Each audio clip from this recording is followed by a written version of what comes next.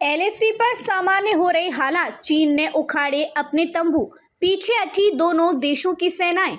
पूर्वी लद्दाख में दोनों देशों की सेनाओं के बीच गतिरोध को समाप्त करने के लिए भारत और चीन के बीच समझौते के कुछ दिनों बाद वास्तविक नियंत्रण रेखा एलएसी पर सैनिकों के पीछे हटने की प्रक्रिया शुरू हो गई है। इसकी जानकारी सूत्रों के हवाले से सामने आई है। क्षेत्र में दोनों ओर से एक एक तंबू तथा कुछ अस्थायी संरचनाओं को हटा दिया गया है तथा भारतीय सैनिक चारडिंग नाला के पश्चिमी किनारे की ओर वापस लौट रहे हैं, जबकि चीनी सैनिक नाला के पूर्वी किनारे की ओर पीछे हट रहे हैं।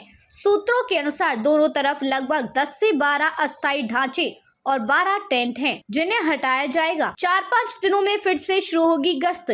गुरुवार को चीनी सेना ने इलाके में अपने वाहनों की संख्या में भी कमी कर दी और भारतीय सेना ने भी कुछ सैनिकों को वापस बुला लिया। सूत्रों ने बताया कि यह प्रक्रिया पूरी होने के बाद अगले 4-5 दिनों में देपसांग और डेमचौक में गश्त फिर से शुरू होने की उम्मीद है। भारत ने 21 अक्टूबर को घोषणा की थी कि वह चीन के साथ वास्तविक नियंत्रण रेखा पर गश्त करने के समझौते पर पहुंच गया है, जिससे 4 साल से अधिक समय से चल रहे सैन्य गतिरोध को समाप्त करने में एक बड़ी सफलता मिली है।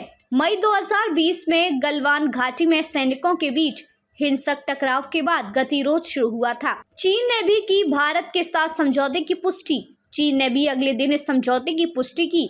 बीजिंग ने कहा कि प्रशासनिक मामलों पर एक समाधान हो गया है और वह इन प्रस्तावों को लागू करने के लिए भारत के साथ मिलकर काम करेगा। वहीं चीनी विदेश मंत्रालय के प्रवक्ता लिन जियान ने कहा कि आगे चलकर उनका देश इन प्रस्तावों को लागू करने के लिए भारत के साथ मिलकर काम करेगा। बता दें कि सीमा पर सैनिकों की वापसी से दोनों एशियाई दिग्गजों के बीच तनावपूर्ण संबंधों में सुधार की उम्मीद है। प्रधानमंत्री नरेंद्र मोदी और चीनी राष्ट्रपति शी जिनपिंग ने कजान में ब्रिक्स शिखर सम्मेलन के दौरान मुलाकात की और इस समझौते का समर्थन किया। इस बैठक के बाद दोनों पक्षों की ओर से विभिन्न द्विपक्षीय वार्ता तंत्रों को पुनर्जीवित करने के निर्देश दिए गए, जिससे संबंधों को सामान्य बनाने के प्रयासों का संकेत मिला।